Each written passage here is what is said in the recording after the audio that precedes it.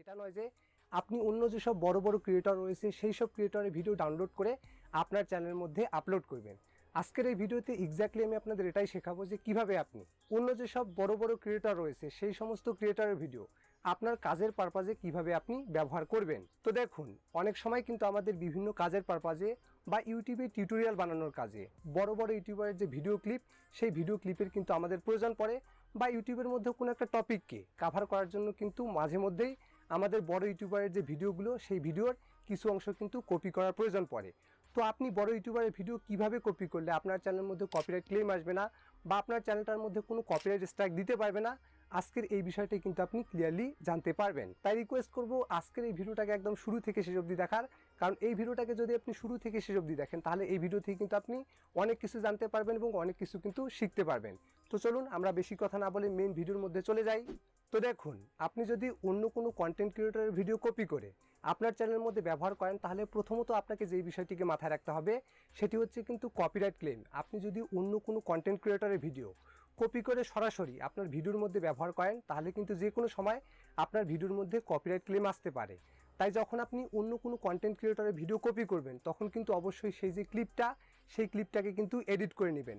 আপনি চাইলে কিন্তু ওই ক্লিপের যে অ্যাসপেক্ট রেশিও সেই অ্যাসপেক্ট রেশিওটাকে আপনি কমিয়ে নিতে পারেন, বা আপনি ওই ভিডিওর মধ্যে বিভিন্ন ধরনের যদি ওভারলে ইউজ করেন তাহলে কিন্তু ওই ভিডিও থেকে কখনোই কপিরাইট ক্লেম আসবে না। তো আপনি যদি অন্য কোনো কন্টেন্ট ক্রিয়েটরের ভিডিও কপি করেন, হতে পারে সেটা 2-3 সেকেন্ড, 4 সেকেন্ড, 5 সেকেন্ড বা 10 সেকেন্ড, যত সেকেন্ডই হোক না কেন, আপনি যদি ওই ক্লিপটাকে এডিট না করে আপনার ভিডিওর মধ্যে সরাসরি ইউজ করেন তখন কিন্তু ওই ভিডিও, যার ভিডিও আপনি কপি করেছেন তার ভিডিওর সাথে আপনার ভিডিওর যে হুবহু মিল রয়েছে এটা যদি ইউটিউব বুঝতে পারে তাহলে কিন্তু আপনার যে ভিডিওটা সেই ভিডিওটার মধ্যে কিন্তু কপিরাইট ক্লেম চলে আসবে। তো কপিরাইট ক্লেম কিন্তু বেসিক্যালি কোনো কন্টেন্ট ক্রিয়েটর আপনার ভিডিওতে দেয় না।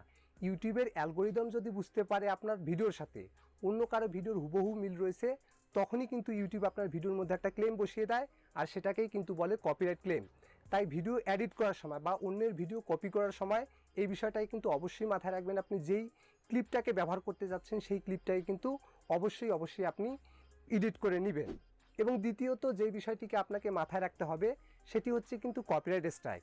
দেখুন, আপনি যদি অন্য কোনো বড় কন্টেন্ট ক্রিয়েটরের ভিডিও কপি করেন আর সেই বড় কন্টেন্ট ক্রিয়েটরটা যদি বুঝতে পারে যে আপনি তার ভিডিও কপি করেছেন, তার কিন্তু অবশ্যই একটা হক থাকবে, সে আপনার ভিডিওতে কিন্তু কপিরাইট স্ট্রাইক দিতে পারবে। তাই এই বিষয়টাকে কিন্তু অবশ্যই মাথায় রাখবেন। আপনি যদি অন্য কোনো কন্টেন্ট ক্রিয়েটরের ভিডিও কপি করেন সেক্ষেত্রে কিন্তু আপনার ভিডিওতে যে কোনো সময় কপিরাইট স্ট্রাইক চলে আসতে পারে। তাই আগেভাগেই কিন্তু আপনাকে প্রস্তুতি নিতে হবে। আপনি যেই ভিডিওটাতে অন্যের ক্লিপ ইউজ করেছেন সেই ভিডিওটার ডেসক্রিপশন বক্সে কিন্তু অবশ্যই আগে আপনাকে একটা কপিরাইট ডিসক্লেইমার দিয়ে নিতে হবে, যাতে যদি কেউ আপনার চ্যানেলটার মধ্যে বা আপনার ভিডিওটার মধ্যে কেউ কপিরাইট স্ট্রাইক দিয়ে দেয় সেক্ষেত্রে আপনি পরবর্তীতে একটা স্টেপ নিতে পারবেন। বা আপনি চাইলে কিন্তু আপনার ভিডিওর শুরুতেও একটা কপিরাইট ডিসক্লেইমার দিয়ে দিতে পারেন। এতে কিন্তু আপনার যে কপিরাইট স্ট্রাইকটা সেই কপিরাইট স্ট্রাইকটা উঠানোর সময় কিন্তু অনেক সুবিধা হবে। তো দেখুন, আপনি যদি অন্য কারো ভিডিও কপি করেন এবং আপনার ভিডিওতে যদি কপিরাইট স্ট্রাইক চলে আসে, সেই কপিরাইট স্ট্রাইকটা রিমুভ করার জন্য কিন্তু দুইটা পদ্ধতি রয়েছে।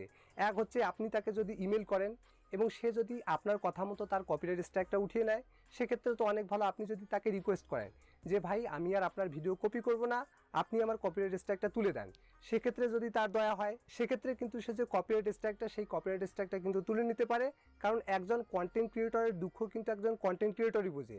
কারণ একটা ভিডিও তৈরি করতে যে কতটা মেহনত লাগে বা কতটা পরিশ্রম লাগে সেটা কিন্তু একজন কন্টেন্ট ক্রিয়েটরই ভালো মতো বুঝে। এখন কথা হচ্ছে, তারপরে যদি সে ওই কপিরাইট স্ট্রাইকটাকে না তুলে সেক্ষেত্রে আপনি আপনার চ্যানেলের মধ্যে কি করতে পারবেন। তো এর জন্য কিন্তু আগে আপনাকে বেশ কিছু বিষয়কে আপনার মাথায় রাখতে হবে, তা না হলে কিন্তু আপনি অন্য কোনো কন্টেন্ট ক্রিয়েটরের ভিডিও কখনোই কপি করবেন না।